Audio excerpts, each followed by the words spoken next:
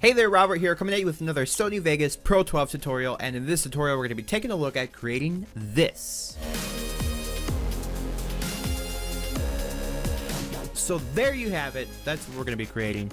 I'm not really sure what to call this. It's sort of like showing you directions, showing you the path. A lot of history shows tend to have this sort of thing where they travel from point A to point B. Sometimes there's an airplane at the end of the line, etc. So let's go ahead and take a look at how to create this. Put down your dry erase marker. We're not going to need that. What you're going to need is Photoshop. So go ahead and open that up, boot it up, get it ready to go. And what we're going to do is we're going to take a screenshot of this image. Since the original image is square and I zoomed it in a bit to make it 16:9 widescreen.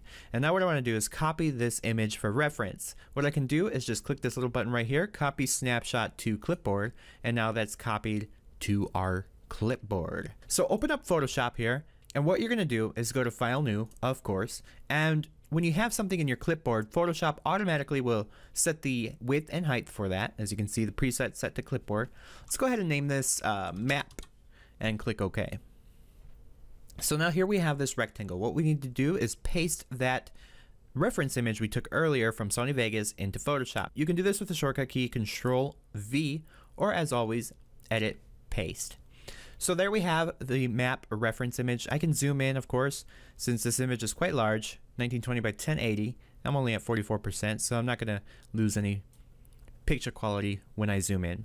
It doesn't really matter anyway. So what I want to do next is draw a line in here for the path that I want the user to take.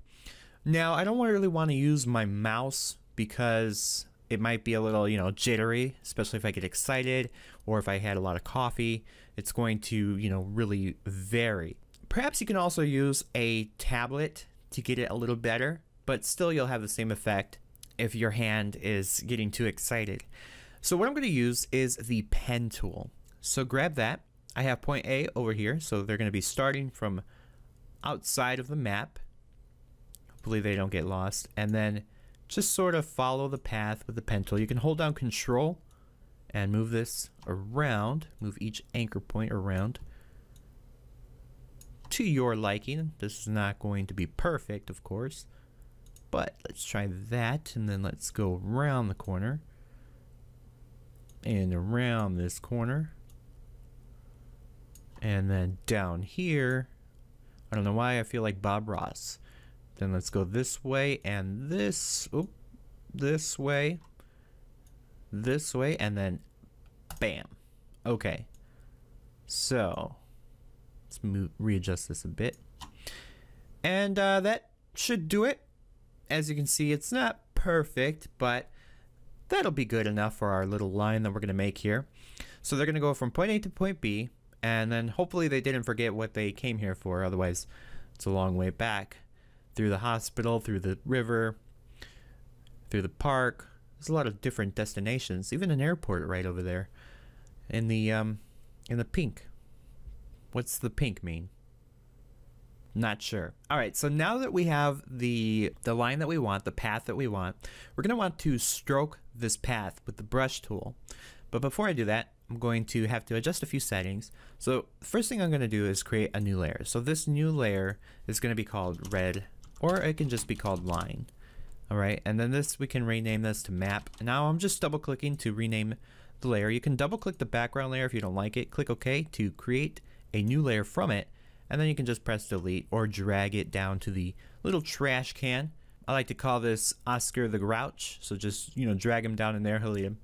And then we can go to our brush tool finally, and we can set the size that we want to use. So I could go up here, adjust the sizes here, but I'm just going to use the left and right bracket keys on my keyboard to increase the size, kind of see how big I want this to be.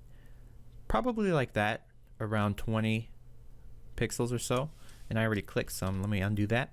And let's make sure our line layer is selected.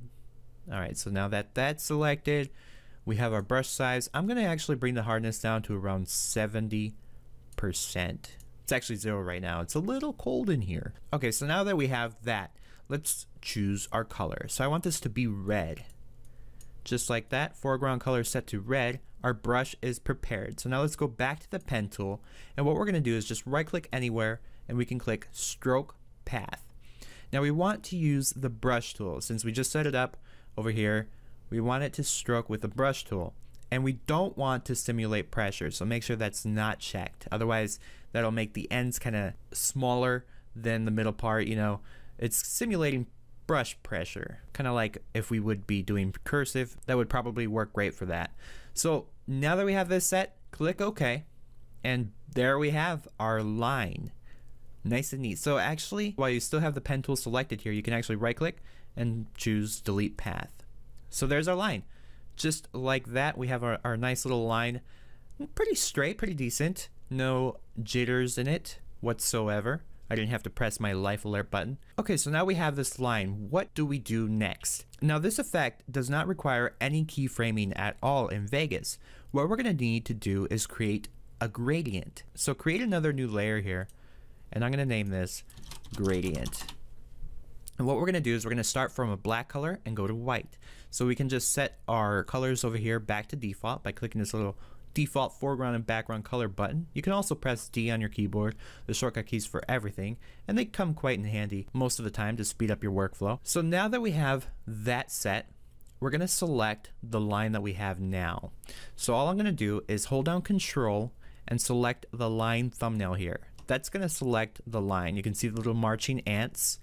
The ants are now taking over the town, which is quite scary to be honest, but have to happen for this segment. So now that I have that, I'm still on the gradient layer, but I have the line selected here, and I'm gonna go back to the brush tool.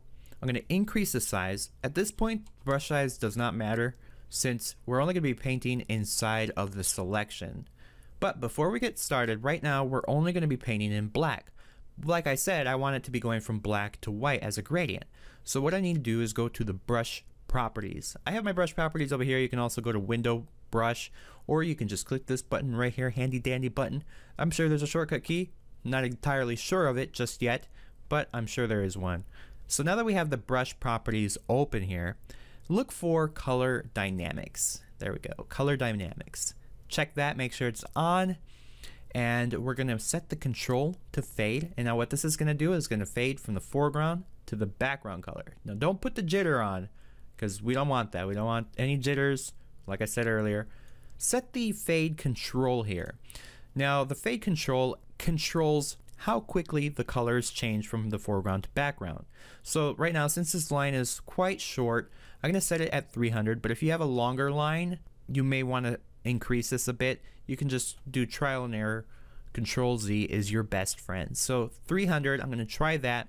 One last thing to do before we paint in is to expand the selection, just so that we have a nice gradient to make sure that it covers the entire red area. So I'm gonna go to Select, Modify, Expand, and I'm just gonna expand this by 2 pixels. Click OK. All right, so now we can get started by painting in here. Just click and follow the line, and as you can see, we started from black. It's slowly getting lighter. Let's go round here and to the end. Boom. So there we have it. You can hit Control D or go to Select, Deselect to remove those ants. No more ants attacking the land anymore. So now we have that nice gradient going from black to white, and then we have the red line. We can turn off the map layer since we just used it for reference. So now what I want to do is just turn on the line here.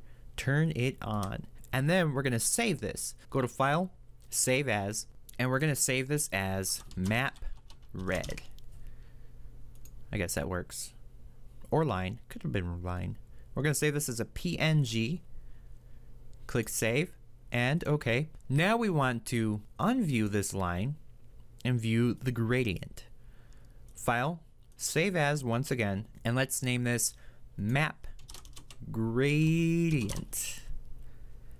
Let's do a little dash in there just to be fancy. Format, PNG, and save, and OK. Alright, so now we have both lines saved. If I open up that folder, you'll see we have the map gradient and the map red, or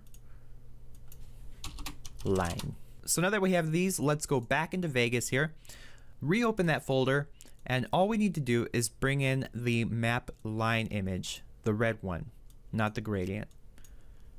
Okay, so now that that's in there, we can drag this down into our timeline on a new track above the map. I'm going to stretch this out a bit here. And let's see what we have going on. Boom, boom, boom. So you can just leave it like this if you have teleportation enabled. But we want this to draw out since we don't currently have it enabled yet. We haven't beat level 25. So what I want to do is add a transition here. So we're going to go to the transitions and click gradient wipe, and you can bring any of these in. I'm just going to bring in the star. Okay, so now that I brought in that star, let's take a look at what happens. It looks a little silly right now. The line is starting from multiple directions.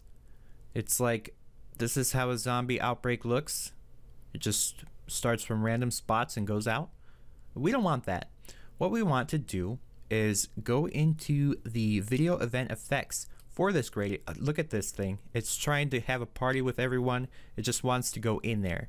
So to stop that from happening, hold down Control. And now let's browse for that gradient image. Here it is. Map gradient. Open that up. Let's move this out of the way and see what just happened. Look at that. Oh, you can see that area. I must have did something funky there with the paintbrush. So it's pretty precise. You can actually make the brush size a little smaller and go in there piece by piece. Let me go ahead and increase this so it takes longer for the line to go through. And what we can do to fix that little problem is go back into the event effects and bring up the threshold blend. Let me show you here. If I go over this, let's go to that one part right there. If I increase the threshold blend, it's going to kind of fade it out, so that doesn't happen. We'll try that.